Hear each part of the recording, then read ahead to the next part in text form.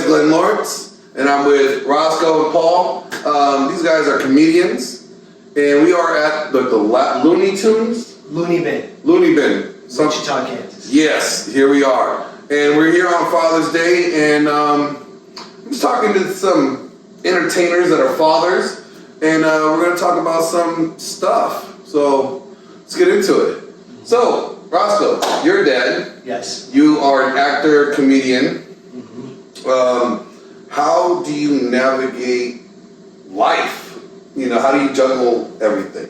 It's a pleasant challenge, you know, and my kids are part of it. Actually, I sometimes run my bits by my kids because I work clean, and they help me with some of the beats and stuff like that. And they get to see what's beautiful is I didn't start till I was later in life, and they got to witness. So they weren't just born. My kids weren't born with a dad as an actor, a comedian. They watched this process happen. Yeah. And the motto around the house is hard work pays off. Mm-hmm. And I got my third movie in the can, and they get to witness that. Like, Yeah. this is happening, and I have a comedy special on Dry Bar. Dry Bar Comedy, watch it, please, definitely. Watch it. And then... Watch it. Yeah. And they get Don't to... fuck around and just watch it. Listen to him. His biceps have biceps. What about you, Paul? You're a dad? Yeah. You're a comedian? Mm-hmm. Yeah. I think I navigate it with just a lot of disappointment, you know? I'm like always on the road, you know what I mean? Like my career is not to the point where Roscoe's is, but I'm still getting like a lot of road exposure, road experience. Yeah, you're still on your trajectory. Yeah, still on the trajectory. Well, that takes a lot of, time away from the family, you know what I mean? I have to get a lot of experience, play different clubs. Like we're here at Wichita, Kansas. I think we all didn't choose to be here. Like who does? I mean, who woke up one day and said, you know what? I just want to go to fucking Wichita. Nobody ever. Yeah, I want to see real meth heads. I see the ones in LA. I see the ones down on Skid Row. But you know what? I want to see the ones like in Ida Red. Yeah. Oh yeah. I want to see the ones that had no options. Exactly. No, it's funny because like I'm not a comedian. I've done comedic roles in movies. I played comedic stuff, and like I would say, like if I was going to do comedy, I would have to do it based off of my experiences. You know, raising my kids and stuff. Is that where you guys, Yes, truth. Just get a lot of your material? Yes. And like your kids ever get mad at you for like talking about them? No, I run it by them. I run everything by them so they don't find it online later in life and develop Twitch. And I don't think I would give my kid the benefit of the doubt. Like, I'm like, look, little bastard, I gotta pay the bills here. That Xbox you got, that PlayStation, that costs money. Yeah. I gotta make some money off you somehow. So. Yeah. No, they appreciate it. And my birth name is, I'm John Nash. Okay. My stage name is Roscoe Nash. Because Roscoe was my dad's nickname. Okay. He got it by shooting a teacher with the Roscoe water gun. She shot first. But what's good, so when they know I do something as Roscoe Nash, they know it's a little bit. So I do some stuff that's clean but edgy, so they know it's Roscoe speaking. But so they know the difference. That's not dad. This is dad's character. Yeah, there's a joke. I have 2 kids. My son is 14 and my daughter is my favorite. And then I go, it's human nature to favor. If my kids are hanging from a cliff and I'm only allowed to save one, she's coming home. I already said, like, if I was going to do something, a stand-up bit, I'll do it about my son, right? And, every parent thinks, like, their kid is fucking amazing. Yeah. Like, hands down, the most amazing special child in the world, right? Yeah. Like, I bet both of you guys like brag about your kids, right? So, I was one of those dads until I went to a parent-teacher conference. And the teacher's telling me, like, here's your son. Your son's amazing. Oh my God, I love him so much. Such a joy. And she's building him up. And then she pulls out 2 sheets of paper and she turns them face down. And she goes, so these are his standardized test scores. And I look at my ex-wife and she looks at me and she's like, what? I was like, she's about to tell us we have a dumb baby. And she's like, no, he's not dumb. No, he's about to be a dumb baby. It's okay. I'm okay with it. I know my brain cell's not that good, and she's dumb enough to get with me. So, we already know he's not going to be the doctor in the family. And so I'm reviewing some of the stuff that he writes, You know, they give them prompts like, what did you do this weekend? And this is when I realized my son was obsessed with me. He's like, my friend run fast, my friend run fast, my dad. End of sentence. They're like, okay, maybe it was a fluke. Maybe he just lost his train of thought. Then there was a snow day. They're like, so what'd you guys do on the snow day? Did you go sledding? Did you go play, build snowmen? He goes, it was snowing outside. It was snowing outside. My dad. End of sentence. So at that point, I looked at my son. I'm like, look, I love you, but I know you're not going to be a doctor. Like, okay, I'm not even going to put that pressure on you. Yeah. Like, just make it through grade school, son. I'll be happy to do that. Yeah. That's freaking hilarious. But like, if I was that would be like my bit. That would be my 2-minute bit. Glenn, you're hilarious. I was at the gym. Glenn walks alongside me. I'm walking out. I'm feeling pumped. And I feel something in my peripheral vision. I'm looking at my TikTok video I just posted, see how many likes it got because I'm a loser. And I'm looking at it. And who's mirroring me? This guy right here is walking like this, making fun of me. I did a belly laugh so well, I got a freaking umbilical hernia. I can't even pronounce umbilical. I don't even know if I said it right, but how funny was that? And That was hilarious. you have the timing and everything, and I'm not kissing your ass because I really don't like your shoes. Salvation Army shit. Hey, it was 50 cents. But with the teacher, what she did to you, and I don't like when people do that. Let's go back, like she slides you the paperwork about your son. Just pull the fucking Band-Aid Yeah, off. just tell me, Just okay? pull the Band-Aid off. Like, you're not telling me something I don't already know. Oh. Like, I know, I live with him. I know he can't put the blocks away. Yeah. Okay? How the fuck is he gonna know how to 2 + 2 if he doesn't know how to put the blocks away? Like, I'm not dumb here. I'm not the dumb one. She's the dumb one. But you know what it is? It's like, just peel the Band-Aid off. It's like when your credit card gets rejected and the server comes up to you and goes, I'm sorry. Yeah, I got another credit card. I got rejected. Just say it. That kid's dumb. Why do you gotta do this build up? Give me like tons of compliments about him. Yeah. I can't relate because my kids are smart. But go on. Well, it's funny because and I've been open about this, my son, after my divorce, my son decided he is trans something. I don't know what he identifies as, really. I don't necessarily, I believe there's 2 genders, okay? Yeah. Everything else in between is what you want to be, Like, you can identify as everything you want these days. But I realized that when I decided I want to identify as a black guy named Jamal, and I walked down the street, and I said, yeah, my name's Jamal, it didn't work out for me. So, How many blocks did you make it? half a block. Well, we raise our kids. I tell them you can identify as whatever you want. Here's the thing with you. I was talking to a parent at the school, and they go, "Oh, I think it's just in style. Like all these kids are just claiming to be this." I go, "No, maybe they don't have to feel like they have to be in the closet for years.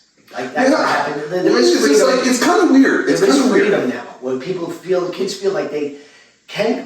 Ryan had a friend who was a woman. Now she's a girl, and he processed it really well because I said, Ryan, 20 years ago, this woman or this girl who's now a boy would have to wait until her 20s to come out. Oh, Yeah. And that causes a lot. So maybe we're in an area where It's kind of iffy, don't you think? Because think about it. They're pushing these hormones on the kids now. Like when I was 5, I wanted to be a fireman. I wanted to be a clown. I wanted to be a ballerina. I wanted to be in the circus on the ring bearer, or the tightrope guy. Yeah. I wanted to be a lion tamer. yeah. I was none of those things. If I didn't know what I wanted to be then, what makes 5-year-olds know now that they want to be a woman or a man? Yeah. And I think that's a little scary. Let the parent do it. Like I did that at home. Yeah. I said, you can marry. You know what I said to my daughter when she was, oh God, we were invited to a gay wedding, and Yolanda was telling Ruby that 2 men are getting married. She's 2 men can marry each other. And we said, yes, 2 men can marry each other. You can marry whoever you want when you get older. Man and woman. She was, can I marry a chair? Well, And she was enthusiastic at 7 years old. She was doing it. I saw this girl married herself. She divorced herself when she realized she wasn't happy. She was cheating on herself. She was cheating on herself. Was she a Kardashian by any chance? What I find funny is, and really difficult today as dads, And being in this industry is like, we have to walk this fine line of what's publicly acceptable or what is like principle, to us. Like where our principles lie in public acceptance. And me, like, I'm not a good juggler. Like, I can't juggle multiple things. I'm not a multitasker. I'm not a woman, okay? I had these pegged as a juggler. You shouted at me in situations, but I know you're like, this guy's a freaking juggler. So I'm like, it's either juggler, he's also a juggler. it's either I'm gonna stick by my principles or I'm gonna go this way, And for me, it's just easier to stick by my principles. And so, like, with my son, I'm like, look, this is not the life I want for you because I foresee a lot of potential problems you're gonna have to go through in life going forward if you go this route. Yeah. But I'm also not gonna tell you not to. You know what I'm saying? Like, I'm gonna let you make your mistakes. Yeah. Right. But at the same time, it's like, if you're asking me, do I accept the choices you make? No, just like I don't accept my brother who's a crackhead, doing crack. But I love my brother. I just don't accept what he does, He loves you. He let me those shoes. Exactly.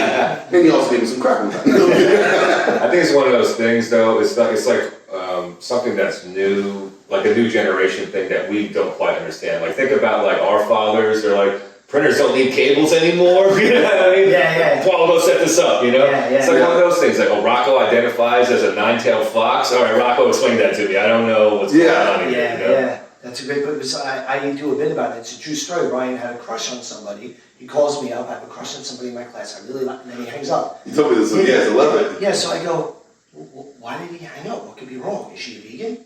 And then I realized maybe who my son has a crush on isn't a girl. And that's fine. Because we took our kids to a gay wedding. And I told kids, just so you know, not every wedding is this much fun. Well, let's see. Now let's say you have a horrible cisgender child. Oh, one of those monsters. One of those fucking like evil cisgender male boys that like real women. Let's say you got one of them, right? And they're dating age. And now with like the transgender and everything going on, it's like, how do you do the checklist? What's the talk that you have with your son? Oh my God. Like, hey, before you go on this date, make sure you see what's the plumbing like down there before you fall through. Because you don't want to find yourself in a situation you just can't get out of. I think there should be rules to it now. Because when I think about the birds and the bees, when I had the conversation with my son, I'm just like, this is what happens. Like, no, you did not come from a stork. You weren't hatched an egg.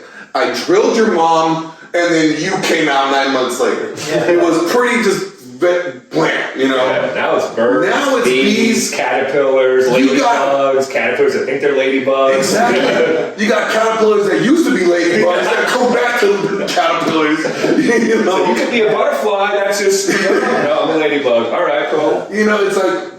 It's like how do you have these conversations with your kids about dating in this world that we're in without like feeling like you're pushing them one way or the other. Like what's about even? I had a talk with my son. Like when he said he had a crush on somebody, and I said to myself, what if he was a crush on this girl? So when he came home, I sat him down and said, Ryan, I just want you to know, I support you and love you no matter what gender you're attracted to. He goes, Dad, she's a girl. I like girls. And I was disappointed, but I had a really good speech. So I said, Ryan, you will always have my support. Like in college, if you decide that you want to experiment, Dad, I'm not gay. Is this something you want to tell me? I said, no. You're like, that's what your mom has in the closet. Yes. No, but they know, and the thing is with me, is where I get a little frustrated is like, listen, I respect the pronouns, but it slows down a conversation for me. Because you look like a dude to me. I'm still wondering. But you look like a dude, and you are a man, right? I have an incredible piece. I don't think I should meet you and have to say, hey, what's your gender? Like I met you at the club, right? Yeah. You postured me. I was like, oh, dude, that was funny. What if you would have said, oh, I'm a woman? I would have respected that. But I shouldn't have to meet you and go, oh, by the way, what's your pronoun? I'm a New Yorker. It's too slows down the conversation. I identify as a lesbian dinosaur. I'm a ligalopus. Oh, wow. That's my dad joke. Yeah. Ligalopus. Like a lot of, oh, Jesus. That's what my dad told my son when he was talking about dads and fathers. I just had a visual of you scissoring. I'm sorry. It was really good. No, I was like, my dad in the car, we're driving, and like I get a lot of my jokes from my dad. My dad has horrible jokes. He's like, "Hey, Glenn, remember when you were a kid and you're outside with your cousins in the summer and you're blowing bubbles?" Yeah. I was like, "Yeah, Dad, you remember that?" He goes, "Yeah, bubbles called." And I'm like, "Fuck you, Dad." And then he goes, "Lyric," this is my son's name. He goes, "What is a lesbian dinosaur?" And my son, this is like 4 years old at the time, he's like, "What's a lesbian?" You know, I didn't even know. And he goes, "It's a lick a lot of puss." He's like, "I want to be that." You know, so it's funny. But like, I find, like, even like, do you guys get any roles that you just like, I can't do? No, I love them all. See, I just had to do a racist redneck for. Well, yeah, I've seen that one. You showed me that one. Yeah. See, I turned down a gay role, and I'm, you know, acting wise, I'm pretty open. But when it comes to certain roles, I feel like I would do it like disservice to the community, you know, because I'm not gay. And if I had to kiss that guy, I'm probably gonna punch him in his face, and not intentionally, just out of reflex, like, no, stop, I can't do it, you know. Yeah. So I was like, I turned it down, like, I can't. I'm sorry, I thank you for considering me, but I can't even hold a man's hand. Couldn't do it. Like, if your bear paw is as big as my bear paw, it just doesn't work for me. Because I'm thinking, gosh, if my hand's this big and his hand's this big, wonder what he got going on down there. Yeah.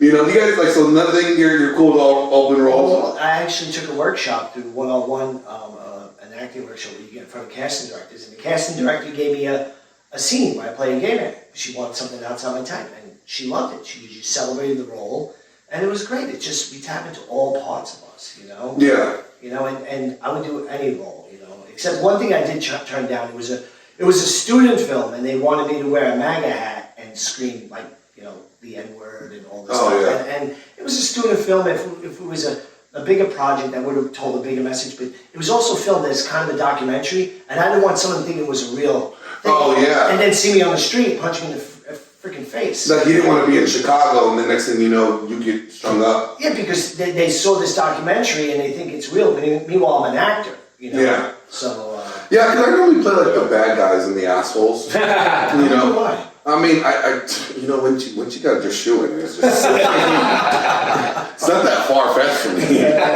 You know, and it's funny because I figure if I was going to be a comedian, I would just force people to laugh at my jokes. Yeah. Like, I'm the biggest person in the room, like, look, no, you gonna laugh. You know? Yeah. The last person didn't laugh, got missing teeth. You want that?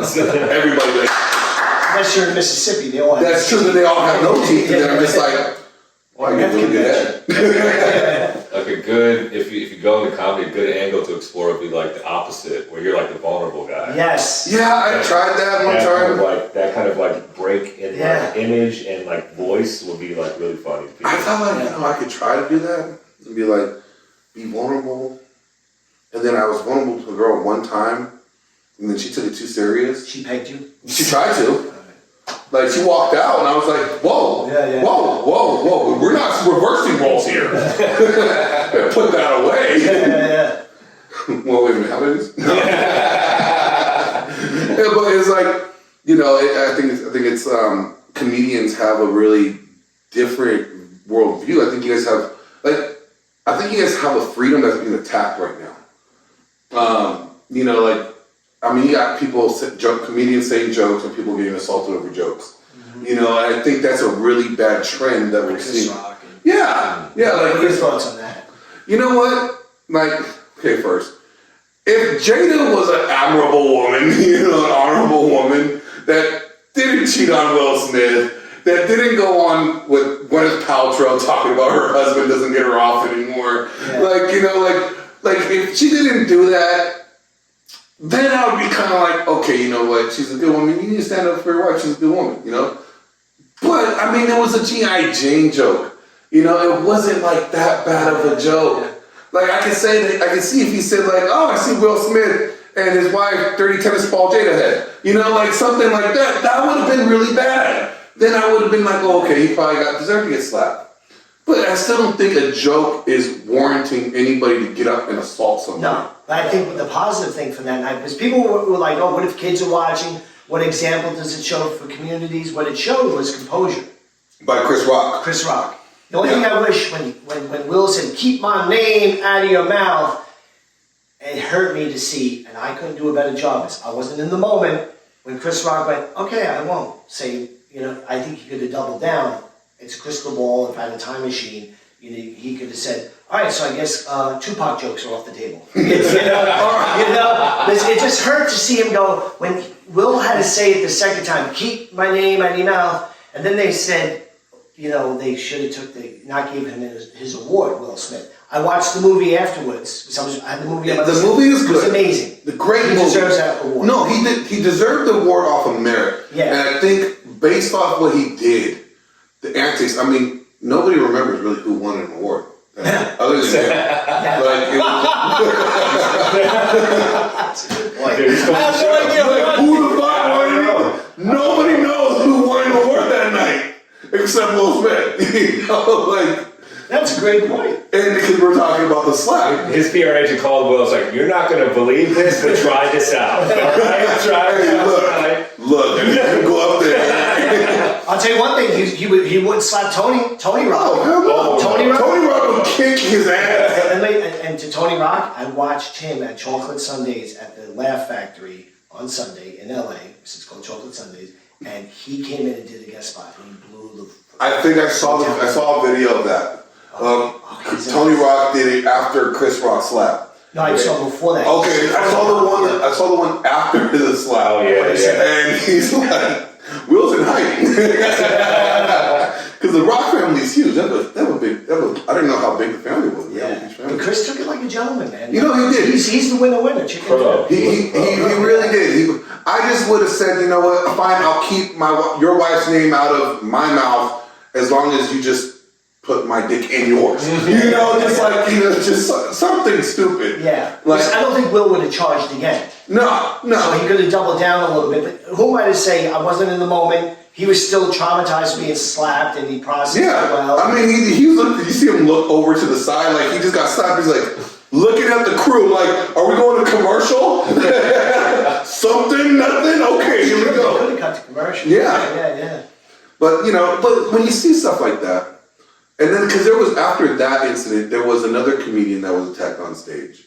I forgot who it was. Dave Chappelle. Dave Chappelle was They rushed him on stage. They beat the hell out of that guy. Yeah. Arm was backwards. Yeah. What was that over? I don't even know. What was that over? I think it was a trans joke, right? Yeah, I think so. And then he brought up a fake gun, and I was like, "That was it for your arm, buddy." The guy brought up a fake gun with a knife attached to it.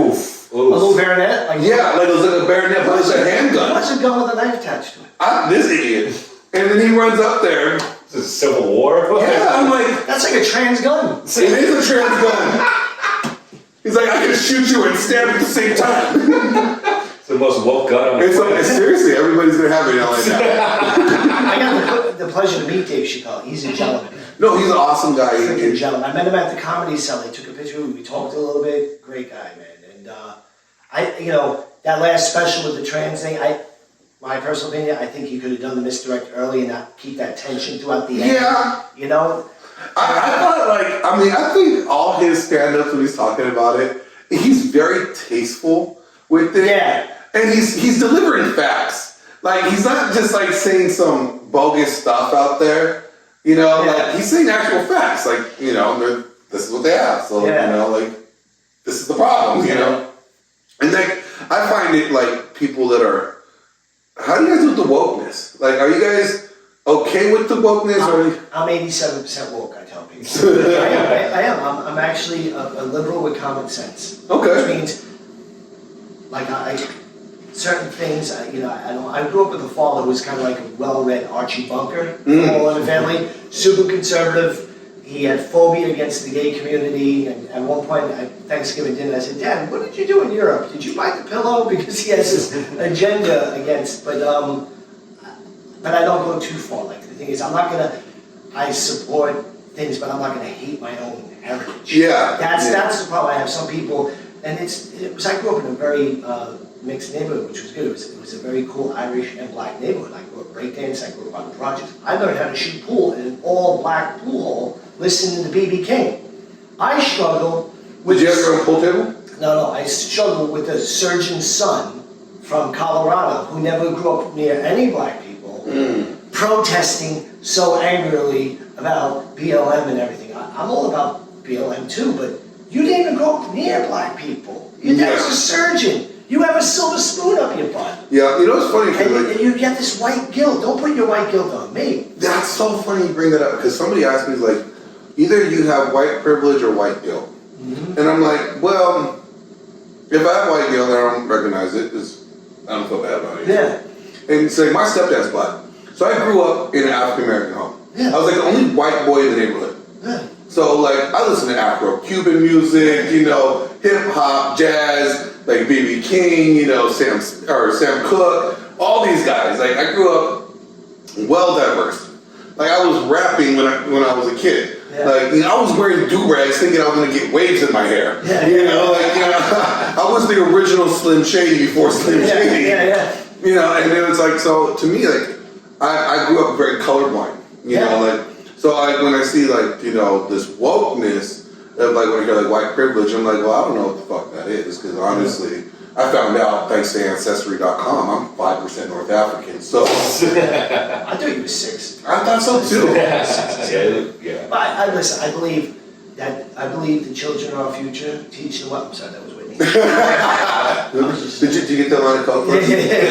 No, I believe there is systemic racism. Like, Oh, yeah. there's people repellent. Let's make the taxes really high here, so we don't have a certain group of people, black people, come to certain schools. Which we have to get rid of it. And you know what there is? There's micro racism. And micro racism. A black gentleman gets on the bus and a woman clutches her purse. Mm-hmm. And I think that must be a death of 1,000 paper cuts. So I live in the South now, and once I open my mouth, because when I live in the South, people, before I talk, the fellow Southerners in the redneck area, if I go into a redneck area, they love me. The minute I open my mouth and they hear my New York accent, They hate you, like you're normal. so I couldn't imagine what it is for a black person who they hate you right away.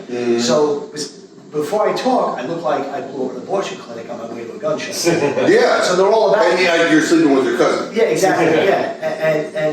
But once I talk, like at the gas station, small town, I can feel the hate. Do you just grunt?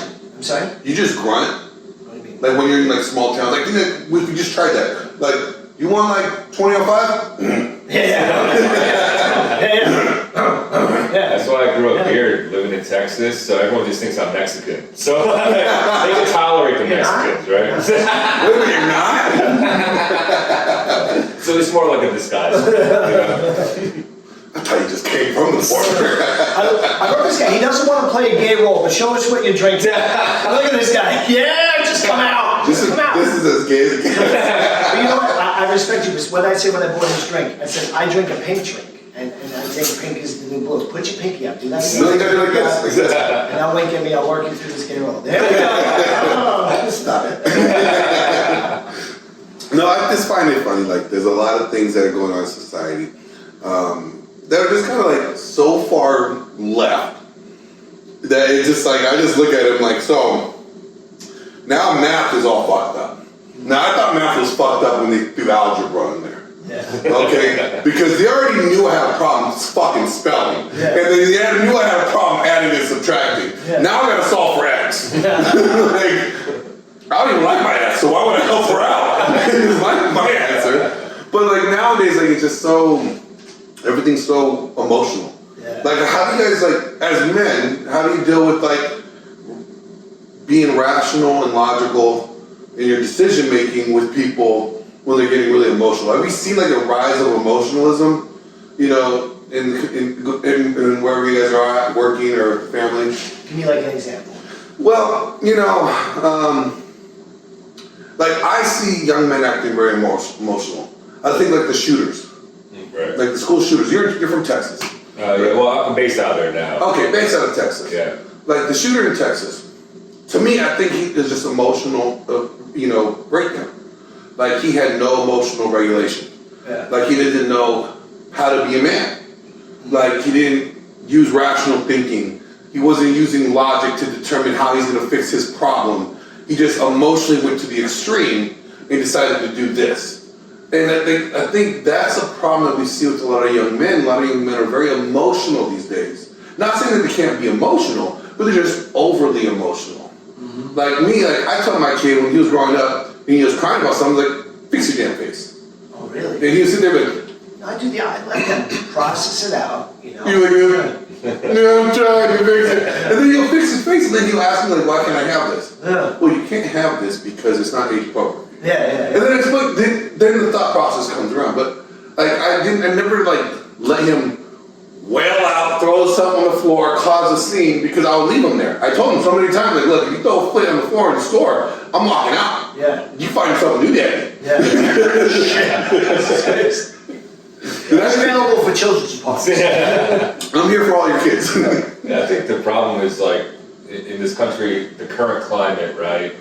There's either you adhere to one extreme or the other, and there's very little nuance anymore. No Yes. more nuance. That's it. But nuance is the key to life because there always has to be compromise. Everyone thinks different. How can you be one extreme and the other? It's going to fucking create tension. Yeah. You Yeah. know? It's true, yeah. It's like, listen, my kids cry, and my son sees me cry. And my son is a beautiful being, he knows he can be a man and cry. Like I'm a type of guy, what happens with me with real, and you're a gentleman, a lot of times macho guys, I'm soft-spoken. First I look mean, then when I speak, and I'm a little feminine even. And then they think they can take advantage, and then they see the fangs, and you know, Yeah. Johnny from the streets of Queens comes out, and they're like, whoa, you took kindness for weakness. Yeah. And I embrace my feminine side, I really do, but I think it's a good balance. You need it. I think every guy needs to have a good balance. Yeah. But just know when to show it, when not to show it. I mean, you gotta try some butt stuff, you know? It's 2022, man, you know what I mean? It's no longer no off-limit zone, you know? It's there's more nerve endings in it. There's a new G-spot. Yeah, it is. But back to the school shooting, I think the biggest problem with school shooting is besides the guns, regulations, and the mental health is whenever someone does a school shooting, I think in the future, block out their face and then they get no, Yeah, why they make get no no famous? face. Because what happens is someone's psychologically messed up and they want to take themselves out. They go, well, I'm going to try to beat the other guy's high score. Yeah, but if you don't know who the other guy is. If you don't know who the guy is, and you'll never be celebrated, because they're being celebrated in some Yeah. shape or form. Oh, yeah. The other thing is, and also the people, especially cops, if they get, like the guy who, the scumbag who kneeled on the, on his neck, Oh, yeah, George Floyd. George Floyd, yeah.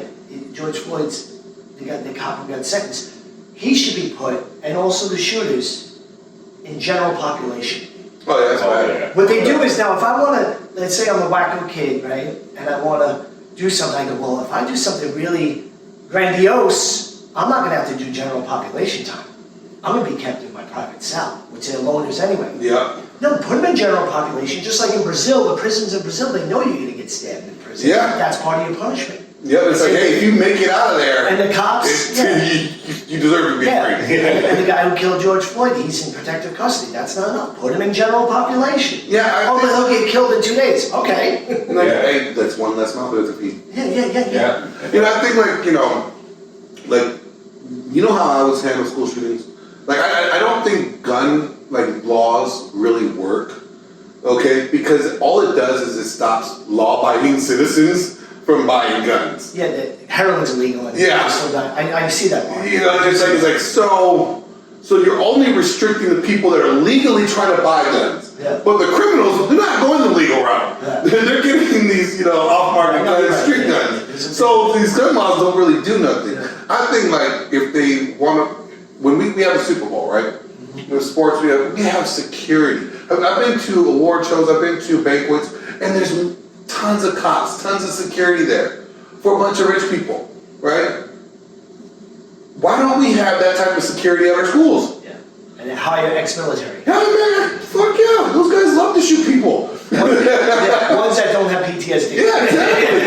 But I mean, I think something like that I don't think necessarily, I'm not saying we need more guns. I just think that that's dumb. But I just think Well, here's the thing with guns. Like, the people who have guns, they go, well, I got my gun just in case the government ever wants to take over. I'm ready. They're not going to just walk in and take me over. The government's going to take over. They're going to do it with a droid. Oh, yeah. They're going to have droids come in and freaking shoot down your block, and you're going to be shooting a pellet gun Yeah. at them. Like, your AI is going to mean nothing. So there's a fun, I think, we can't get rid of guns, but some of these people, they have too many guns and they worship their guns, and it's an extension of their penis. It really is. It's like, oh, let me change out my strap-ons. But I do believe in the Second Amendment because I understand what it meant. Yeah, you know, it meant like, I look at what happened with Germany, right? Wow. Hitler said like, hey, turn in all your guns, turn all your guns in. And then, you know, they turned all their guns, they got some money, and then he just marched his SS army right through there and destroyed, you know, people, because there was no resistance now. Yeah. He got them, so like, there's a history factor where I'm like, you know what? Because I have guns, and it's like, I keep them safe, you know. Yeah, they do, yeah. Yeah, it's just like, they're a necessary evil just in case the evil comes at my door. Right. You know what I'm saying? Like, if the evil shows up at the door, bye evil, you know, like, but when it comes to our kids, I'm just like, man, we have, I mean, our movie stars have security, armed security. But we don't think we can arm our schools, like, you know, secure our schools with armed guards. Like, think about how many young lives could be saved if we would just do that. Yeah. And they don't buy them like pens and paper anymore, dude. Like people, like teachers have to buy that shit. Yeah. They Yeah. have to fund these, you know, these cops and stuff. Yeah. Well, I mean, look, we just stop. Well, they did the math on how much we gave the Ukraine and how much it would take to arm each school, and it was like a fraction. And then if you're paying ex-military to guard each school, they're getting a salary, and they're putting that salary back into the economy. Yeah. You know, what we So do that it is- would benefit, Yeah. you know, kids in the long run and the school system. I'm just going to change my Buddhist position because my legs are falling asleep. Oh, jeez. You're trying to do your yoga pose. Oh my God, I think So- prostate disruption. You guys are performing again tonight. Yes, Where are you guys going after here? the hospital. Going back home? No, we're going to Little Rock, Arkansas. There's a loony bin in Little Rock, Arkansas. We're going there. Yeah, Little Cock, Arkansas. I've heard of that. They're like the micro penises there, right? Yes. No, it's cool. So I mean, you fit right in. Yeah, exactly. Yeah, the Clintons have those. So. He saw me in the locker room. I'm like, no, Glenn, I can explain. I'm growing on the show. And I was like, yeah, No, I you're on your own time. I showed him the dick pic. I was like, no, look, this is him with blood. Then I had to zoom in. I'm like, oh! He did say something funny. I'm walking in. He goes, that's my girl behind the desk. Don't talk to her. That's my girl. I was the one with the big tits. That's mine. I was like, oh, this guy's a caveman. I love him. My woman. So Arkansas after this, and then Then back to Sarasota, and then I go to, I shoot a film in North Fort Worth, Texas, in Nice. July. Yeah, Nice. Yeah, what's that film about? I signed the NDA. Can't Oh, discuss, so yeah. yeah, nice. Yeah, I get that. Those for those that don't know, it's a non-disclosure agreement. We'll disclose it afterwards. You might get when it comes here when it's out. All right. We'll let you know how many N-words Roscoe says. No, Jesus Christ, I'm gonna kids. Nachos! Next time! Ninjas! There's so many more. Yeah. No, the racist redneck. I already played that. That's going to be a short, and that's going to come out. And that's about the Emmanuel Knight shooting, and I had to play the shooter's father. Oh. Yeah, and but the cast and the crew couldn't be more supportive. They let me go to a dark place. There was no judgment, and then in between takes, I don't hold my character to make Yeah. it awkward. I just say something funny, and then we do take two. But it's just going to be an amazing film, and the director told us to do it from a place of forgiveness. Because that's what that Emmanuel shooting was about. Like that kid wanted to start a race war. Another piece of shit who should be in general population. Yeah. But he's protected. Anyway, so don't get me on that. Yeah, and then that's it. Then after that, I play a Smurf. Well, you're the right size for the Smurf. Thank you. That was a gift for you. That was a layup. What about you, Paul? Oh yeah, so I'll be going to Little Rock as well, but after that, I'm gonna be going back home to Dallas, a weekend at Dallas Hyenas. Okay. Rob's trying to get me and you maybe to do Milwaukee Improv, who knows, but if that happens, I'll be dope, but like I have dates back in Texas as well throughout July and August. Nice. That's good. That's awesome. Thank you guys for this conversation. I don't know how much battery I left on my phone. So. Please check out my dry bar special. Yeah, throw your plugs in right now. Yeah, Roscoe Nash Comedy is my Instagram handle, or just go to roscoenash.com and all my handles are there, and I have a dry bar special. I'm under Paul Smith Comic, everything, Instagram, socials, personal phone number is Paul Smith Comic too, it's weird, so. Slide in his DMs. And Paul's awesome. He's been hosting, and he's been getting the crowds like. It's all about the show. It all starts in the beginning, and he's been getting the crowds like butter every show. That's awesome. Yeah, he's That's awesome. awesome comic. So. Well, appreciate you guys' time. Thank you for this Father's Day little interview. Happy Father's Day, everyone. Yeah, Thank yeah. you. We're gonna spoon after this. I'm a big spoon. Not getting behind me.